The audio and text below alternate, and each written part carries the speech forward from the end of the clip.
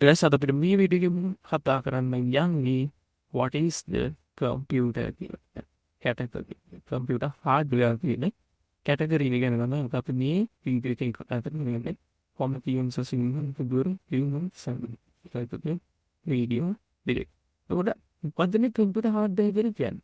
අපි මුලින්ම බලන්න ඕනේ computer hardware කියන content එක කොහෙද තියෙන්නේ කියලා. කොහෙද තියෙන්නේ කියන බේවුනා කරන්නේ ඒ computer hardware ගැන content එක තියෙන්නේ ICT කියන category එක කොහොමද විතර තියෙනවා කියන එක ගැන අපි මුලින්ම දැනගෙන ඉන්න ඕනේ මේ computer hardware කියන එකකින් තියෙන තැන දැනගන්න කලින් මේ computer hardware තියෙන්නේ ICT කියන්නේ ICT කියන්නේ information communication technology කියන්නේ යම් කිසි තොරතුරක් තව කෙනෙකුට දෙන්නන්න process එක හැදලා තියෙන්නේ hardware software networking කියන තුනකට එකතු වෙනවා. computer hardware කියන මෙන්න මේ පළවෙනි computer content එක කියන hardware කියන content එක ඇතුළේ තමයි computer hardware කියන එක තියෙන්නේ. hardware කියන content එක ඇතුළේ hardware කියන subject එක ඇතුළේ content එකක් පිළිබඳව තමයි computer hardware කියලා තියෙන්නේ. හරිද? ඒක මේ hardware field එකේ computer hardware වලට පස්සේ තව දේවල් තියෙනවා. තව ගොඩාක් දේවල් computer hardware වලට පස්සේ මේ ICT field එකේ තියෙන hardware කියන category එකට computer hardware වලට අදාළව තව පුරුෂයන දේවල් තියෙනවා. server computer hardware motherboard reading defect ඒක ගොඩාක් content තියෙනවා. මෙන්න මේ computer hardware වල subject එක ඇතුළේ. එතකොට සාමාන්‍යයෙන් ඔබ ලංකාවේ නම් අපි ඉගෙන ගන්න method එක තමයි කෙනෙක් ඉගෙන ගන්න method එක තමයි mainly අපි ICT කියන මේ subject එකේ තමන් වැඩිපුරම දක්ෂලා hardware software networking කියන කැරියර් තුනේ තමන් වැඩිපුරම දක්ෂතාවය දක්වන්නේ මොකද්ද?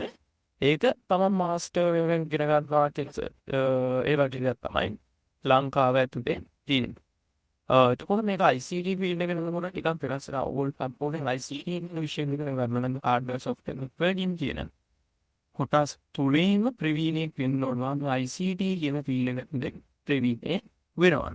ඒකවලට මේ computer hardware ඇතුළේ මොනවද අපිට ඉගෙන ගන්න තියෙන්නේ කියලා අපි බැලුවොත් මේ සාමාන්‍ය computer hardware කියලා කියන්නේ අපි කියනවා අපි computer එකේ පරිගණකයේ තියෙන මේ අතින් ස්පර්ශ කරන්න පුළුවන් සෑම දෙයක්ම මේ computer hardware කියන category එක ඇතුලේ තමයි තියෙන්නේ. සාමාන්‍යයෙන් ওই software එකක් වැඩ කරන්න software එකට වැඩ කරන්න ඕන කරන hardware features ලබා දෙන එක තමයි computer hardware වලින් සිද්ධ කරන්නේ.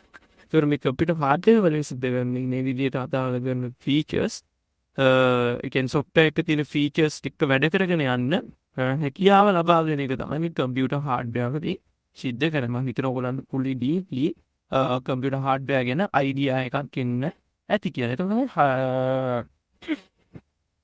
ඊළඟට අපිට කතා කරන්න තියෙනවා මෙතනදී computer hardware ඇතුලේ මේ තියෙන ප්‍රධාන දෘඩාංග කොටස් ටිකක්. එන්න මේ ප්‍රධාන දෘඩාංග කොටස් ටික එකට එකතු වෙලා තමයි මෙන්න මේ computer එක කියන දේ හැදලා තියෙන්නේ. උදාහරණයක් ඇත්ත මෙන්න මේ වගේ දේවල් ටිකක් තමයි මෙතනදී මේ විදිහට එකට එකතු වෙලා තියෙන්නේ. ඒ කියන්නේ ප්‍රධාන වශයෙන් මව්පොරුව processor එක මේ විදිහට processor එක RAM එක මේ storages ඊළඟට processor storages RAM card මෙන්න මේ විදිහට සම්පූර්ණ hardware devices ටිකක් එකට එකතු වෙලා තමයි computer කියන උපාංගය හැදෙලා තියෙන්නේ. ඒකට මේ server computer එකකට මේ සාධකයම පුදු වෙනවා. සාමාන්‍යයෙන් මේ විදිහට කොටස් 6කට තියෙනවා මේ සුද්ධ පරිගණකයේ මධ්‍ය පරිගණකයේ එන්නේ මහා පරිගණකයේ ඔන්න ඔය විදිහට කියලා සුපර් කම්පියුටර් ඊළඟට ඔය සුපර් කම්පියුටර් කියන කැටගරි ලංකාවේ නැහැ සුපර් කම්පියුටර්ස්. එතකොට මේ ලංකාවේ තියෙන සර්වර් කම්පියුටර්ස් කියන සුපර් කම්පියුටර්ස් නැහැ. ඔන්න ඔය විදිහට තව තියෙනවා මේ ඔක්කොගෙම මේ එක තියරි එක එකයි. ඒ කියන්නේ සාමාන්‍යයෙන් කැපැසිටි එක තමයි වැඩි වෙන්නේ. උදාහරණයක් හැටියට මේ දැන් අපේ සාමාන්‍ය ගෙදර කම්පියුටර් එකක තියෙන motherboard එක ගත්තොත් එහෙම processor slot දෙකයි තියෙන්නේ. එකයි තියෙන්නේ. සාමාන්‍ය සුපර් කම්පියුටර් එකක් ගත්තොත් එහෙම ඒකේ motherboard එකේ RAM card ගහන්න පුළුවන් 18ක් RAM slot 18ක් 16ක් අතර ප්‍රමාණයක් හතරේ කියන්නේ දෙකක් කියන්නේ 8ක් RAM card 8ක් එන්ටර් කරන්න පුළුවන් motherboard තියෙන processors දෙකක් එන්ටර් කරන්න පුළුවන් මදර්බෝඩ්ස් කියලා. මෙන්න මේ විදිහට කැපැසිටි එක තමයි වැඩි වෙන්නේ. GPU 8ක් 6ක් විතර දාන්න පුළුවන් මදර්බෝඩ්ස් වර්ග තියෙනවා. මෙන්න මේ විදිහට සාමාන්‍යයෙන් කම්පියුටර් එකේ මෙකැනිසම් එක එකයි. මේ data enter වෙන process එක මේ කම්පියුටර් එක වැඩ කරන විදිහ එකයි. සාමාන්‍යයෙන් මේක වෙන කැපැසිටි එක ධාරිතාවය තමයි වැඩිවීමක් සිද්ධ වෙන්නේ මෙන්න මේ ජෙනරේෂන් එක මෙන්න මේ තියෙන ස්ටෙප් ටික අප් වෙනකොට කම්පියුටර්ස් වල. ඊළඟට අපිට කතා කරන්න තියෙනවා මේ CPU එක ගැන. මේක සාමාන්‍යයෙන් කම්පියුටර් එක මේන් ප්‍රොසෙසිං යුනිට් එක තමයි අපි මේ CPU එක විදිහට හඳුන්වන්නේ. දැනට වෙන PC වර්ග තියෙනවා. සාමාන්‍ය අපි මෙතනදී අනිත් කන්ටෙන්ට් ටික අයින් කරලා අපි ගෙදර කම්පියුටර් එකට විතර මේන් ප්‍රයොරිටි එකක් දෙනවා මේ වීඩියෝ එකට.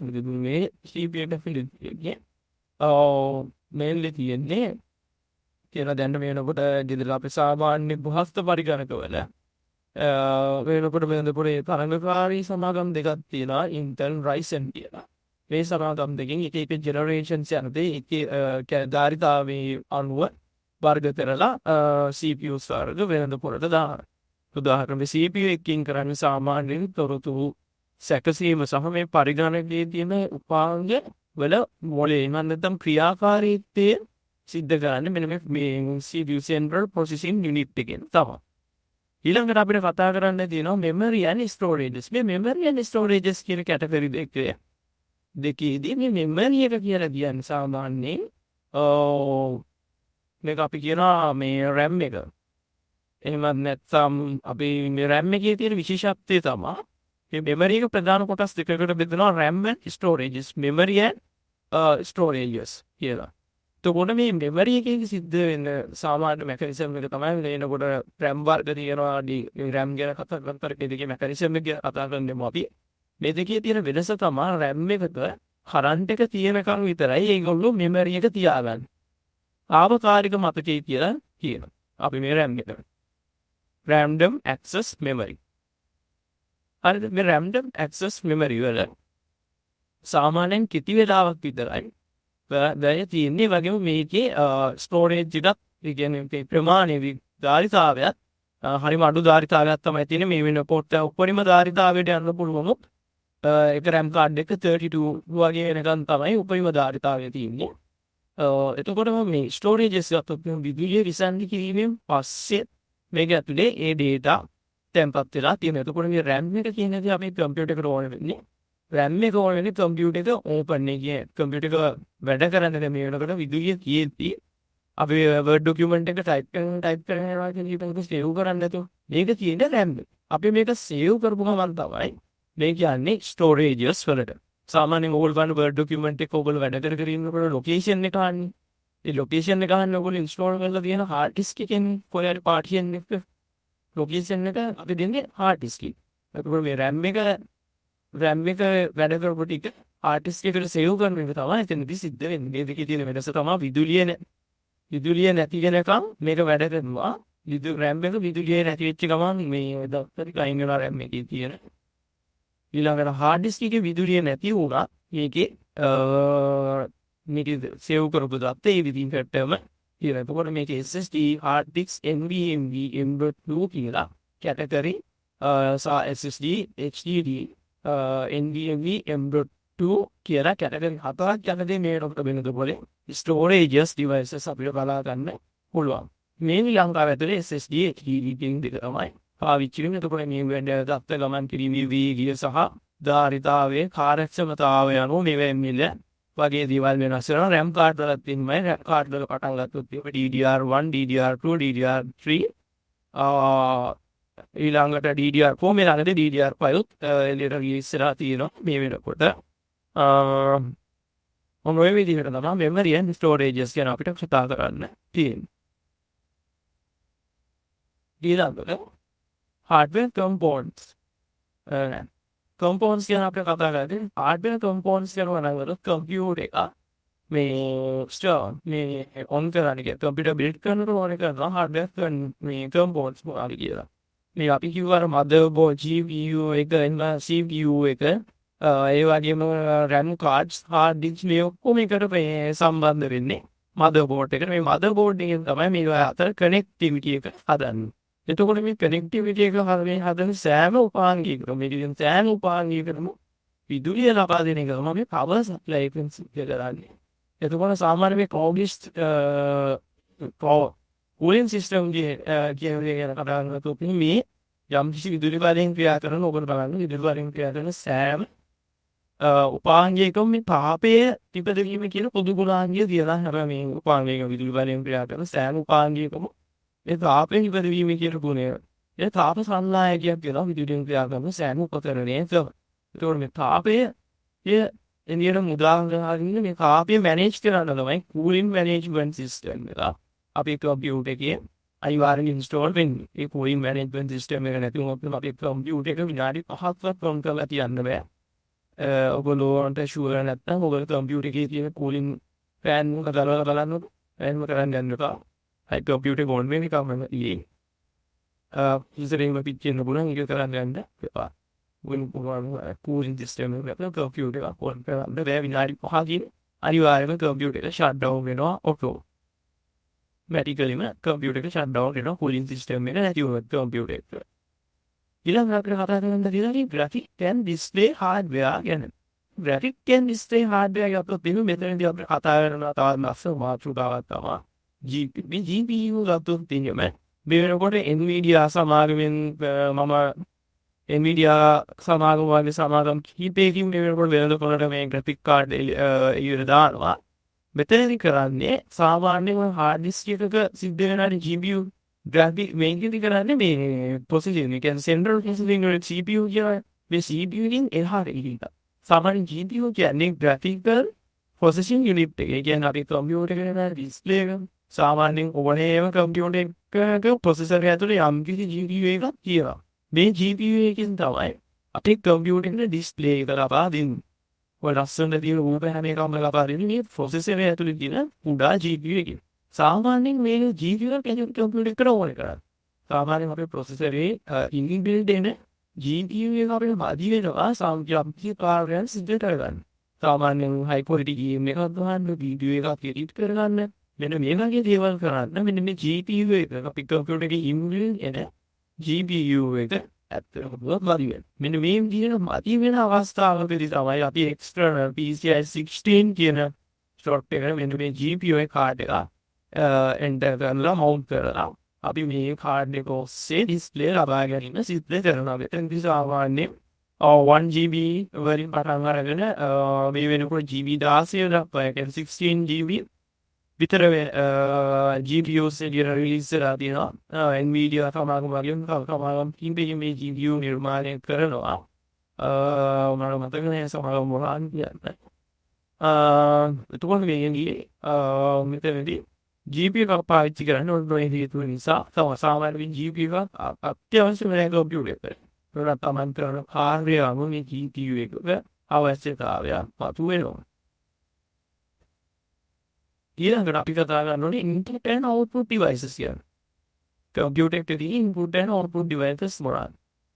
කියලා කතා කරනකොට මෙන්න කතා කරන්න තියෙනවා. මේ කම්පියුටර් hardware එකේ තියෙන input and output devices වගේ keyboard, mouse, ඊළඟ printers, audio output මෙන්න මේ වගේ devices අපි කියන කම්පියුටර් එකට කියන printer සම්බන්ධ කරන දේවල් තමයි input output devices කියලා. පරිගණකයකට දත්ත ඇතුළත් කරන්න පරිගණකයෙන් දත්තයක් පිටතට ගන්න අවශ්‍ය කරන උපාංග තමයි input output devices විදිහට අපි සරලව හඳුන්වනවා. මේ දැන් ඔයාලා දාලා තියෙන හතරක් වගේ මීටර input output devices ප්‍රමාණය අපිට බලා ගන්න පුළුවන්. සාමාන්‍යයෙන් කම්පියුටර් hardware වල මොනවද කතා කරන්නේ? හරිම connectivity hard drive මෙතනදී ගොඩක් අයවන්නේ ඇත්තටම USB ports අපි කම්පියුටර් එකට බාහිරින් සම්බන්ධ කරන දේවල් තියෙනවා. මෙන්න මේ වගේ storages and අපි මේවට කියන peripheral devices. just your network and internet second kilometer mainly අපි කතා කරන්නේ කම්පියුටර් එකේ තියෙන ports කියන තමයි. ඊළඟට අපි කතා කරනවා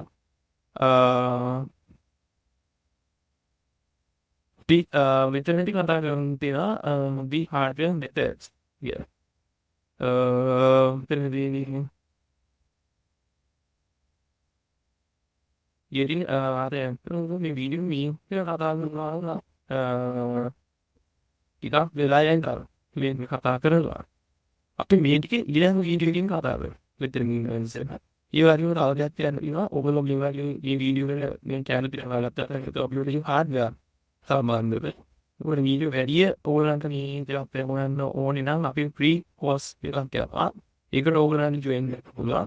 පළවෙනි description එකේ කියනවා ඒක සම්බන්ධව සම්පූර්ණ විස්තර මේ නේ සාවලා අපි මේ course එක start කරන්න ඔයාලට ඉන්නවා. ඔයගොල්ලෝ මේ වීඩියෝ එක බලද්දී අද දා සාමාන්‍ය බලලා ඔයගොල්ලන්ට හවස විතර බලන්න මේ description එකේ තියෙන වාර්ත group වලින් join වෙන්න පුළුවන්. ඒ group වල අපි course එක free learn කරන්න පුළුවන්.